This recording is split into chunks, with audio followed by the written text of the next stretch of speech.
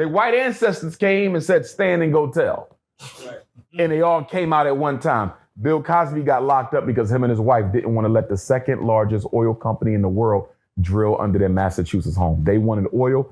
Cosby and Camille led the crusade by the neighborhood association to not let them drill. They decided to get him arrested because they felt that they could bankrupt him through legal fees. Real life.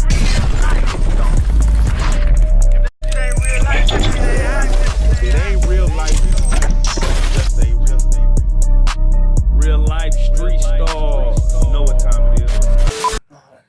How many, in entertainment period, how much of it do you think is made to program the way all of it? All of it? The purpose of entertainment is to control minds. The whole purpose of propaganda, which is informational warfare, is to do what?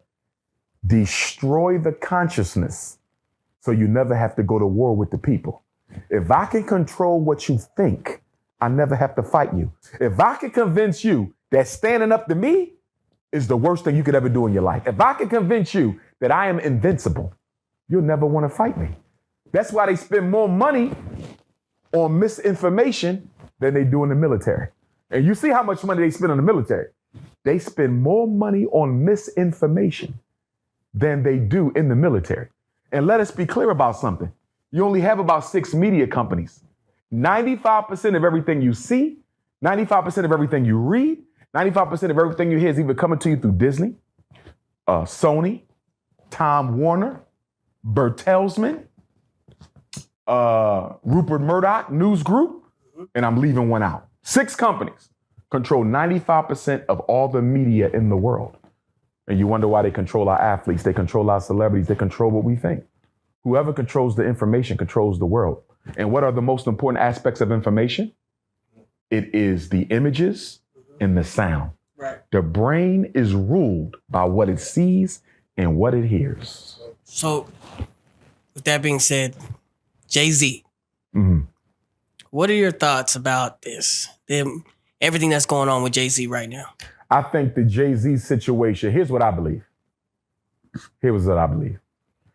Bill Cosby was falsely arrested, or should I say unjustifiably arrested, in September of 2018, right?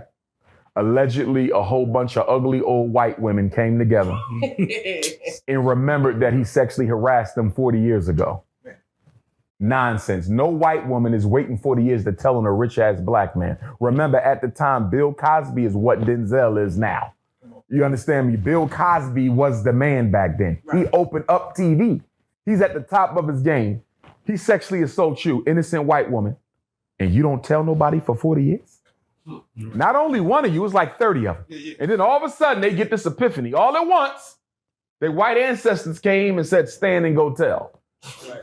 And they all came out at one time. Bill Cosby got locked up because him and his wife didn't want to let the second largest oil company in the world drill under their Massachusetts home. They wanted oil. Cosby and Camille led the crusade by the neighborhood association to not let them drill. They decided to get him arrested because they felt that they could bankrupt him through legal fees, which would force him to sell the house. They get access to the drilling. That's why Cosby went to jail. So that's 18. Okay. R. Kelly is convicted in Brooklyn, September of 2021, and again in Chicago, September 2022. Right? He did that shit, though. He may have, but that's not why he's in jail. Okay. No, because we never going to defend pedophilia, right? Or abuse. Right. But that ain't why he in there, because that's what they do in Hollywood. Right. That don't make it right. Okay. But that means that's not why you there, because if that's why you there, they should all be there. Right? R. Kelly didn't want to sell his masters. That's why he got locked up. Now, if Bill Cosby's in jail, if R. Kelly's in jail, why did New York City's city council decide to create this gender-based violence protection initiative, which already existed, but they added a 2-year window out of the blue? Out of the blue.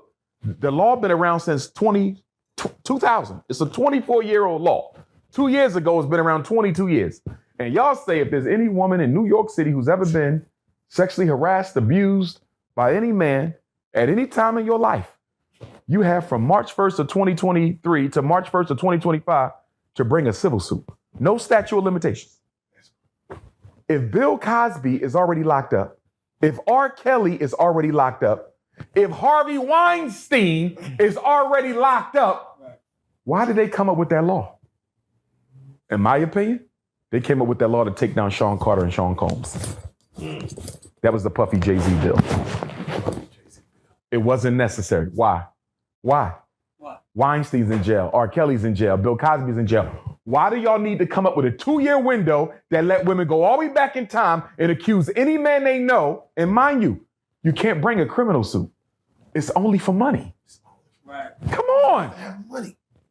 That tells me you only made this rule to go after rich people. Black celebrities, bro. That was the Carter Combs law. That's what I call it. When Jay-Z says he's not P. Diddy's friend. Wow. Now, let's look at that both ways. Okay.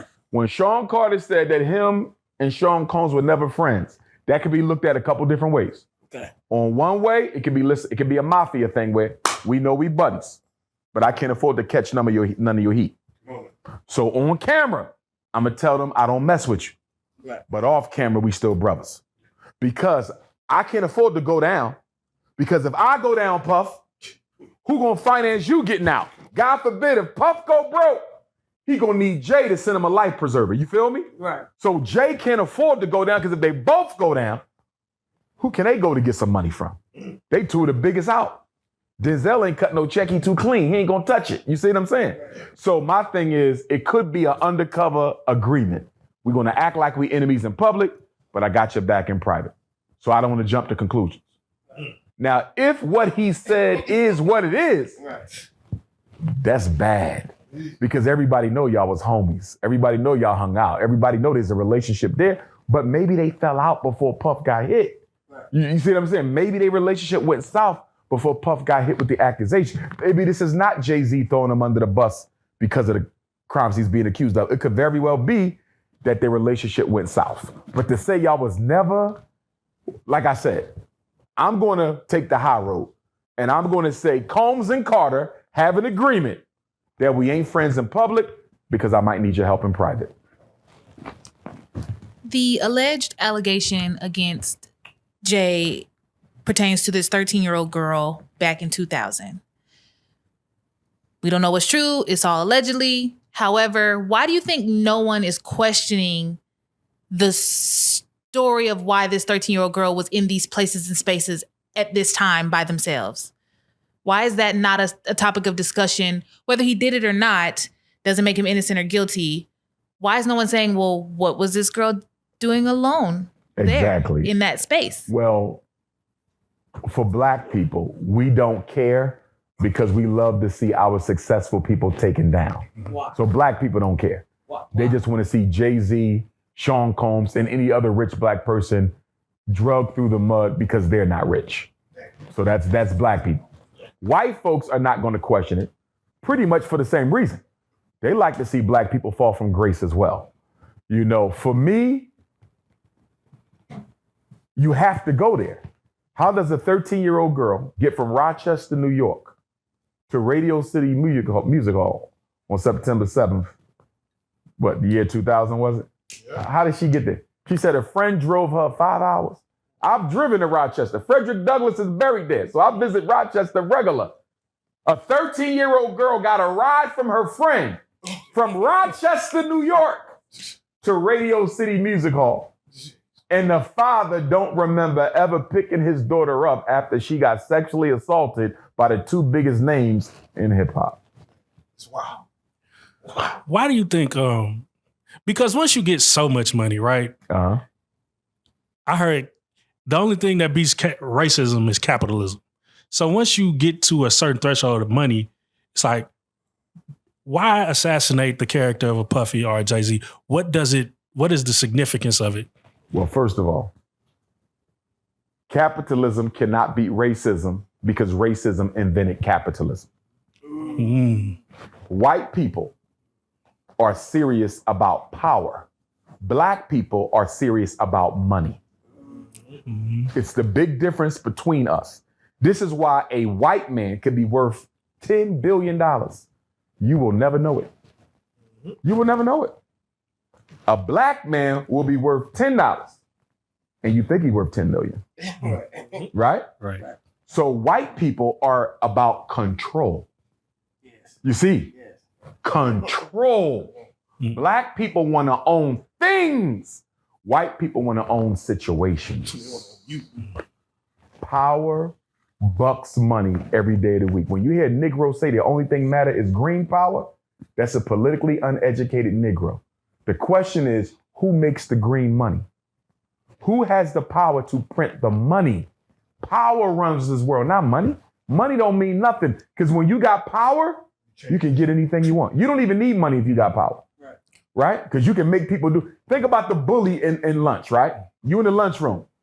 You got your bling on, you got your money, your Jordans, right? The bully ain't got nothing. But guess what? He gonna leave the lunchroom with jewelry, Jordans, lunch. Why? Because the person with power can get anything they want. White people are in pursuit of power. Black people in pursuit of things. Now, I would say that you command a lot of power. I would even venture to say that taking somebody like you down would be more of a loss to the black community than taking a Jay-Z down. Only because I agree.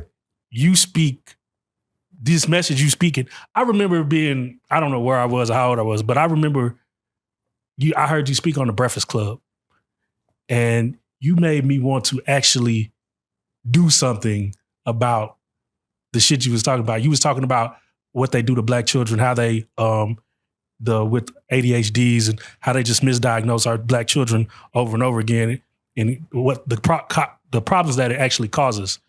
And it was like, man, we really just have to go through that, and it made me want to do something about it. Aren't you more dangerous? Do you feel like you're in danger? Do you ever feel like your life is in danger because of your message? I think that every black man in America is in danger and a potential political prisoner. Am I being watched? I am, because I was told that by FBI agents who are supporters of mine. They pulled me to the side and say, they're watching you. Don't get paranoid, because if they don't find nothing on you, they will make it up anyway. Nah, that's some real shit. I had an old lady, a senior, an elder. She came up to me. I spoke at a graduation in Philly, right? She like a sweet grandmother, right? Guess what she told me? She said, Dr. Umar, I'm an FBI agent. She said, you would never know, would you? Look like the sweetest old grandma, like she just made some sweet potato pie. And she said, you need to be careful, because they will send the type of people they know you will trust. And I trust elders. So I got to be careful with the elders. Have they ever tried to send a white woman? Nah, but they will use the white woman on everybody else, though. Yeah, for sure. Not me. They're going to send a white woman on me. But see, here's the thing that I wanted to say to that. They watch, right? But they don't really mobilize against you until you start moving the people. Right. Yeah. Right? Now, I'm educating the people. I'm motivating the people. I ain't moved them yet. Once the Frederick Douglass and Marcus Garvey Academy is up and running, now I'm going to start moving them. You feel me? Yeah. That's when I got to be extra careful. That's when they want to send. Now, don't get me wrong. I believe right now that there are 4 women and 1 man that is around me who I think are agents. Yes, I will bet my life that at least 4 of them are without question agents. The behavior, things they've done, they already got people on me. They already got people on me, and I know who they are. It's easy. You can tell an agent. It's hard for them to hide. I just got to be careful, but you can't worry about it, because the Honorable Marcus Garvey said what? Leaders will come, leaders will die. The tragedy isn't that we die. The tragedy isn't the fact that Malcolm or King or Mega was murdered. The tragedy is it's been 50 years and you still ain't found a replacement. Oh, man, that is a tragedy. See, a big difference between black people and the other communities, they make their leaders. They train their leaders. They raise their leaders. We go to church and mosque and pray for hours. Come on, yeah, nah. You see that? Really? And that's why it's been almost 50 years and you ain't got another King. You ain't got another Malcolm. It's been 100 years. You damn sure ain't had another Garvey, right? And that's our problem. You got to make leaders. The white man got leadership schools. The Asians got leadership. Where's our leadership academies? Where do you send black males or girls to be trained in the art of leading Black people. Not a single HBCU specializes in the leadership of African people.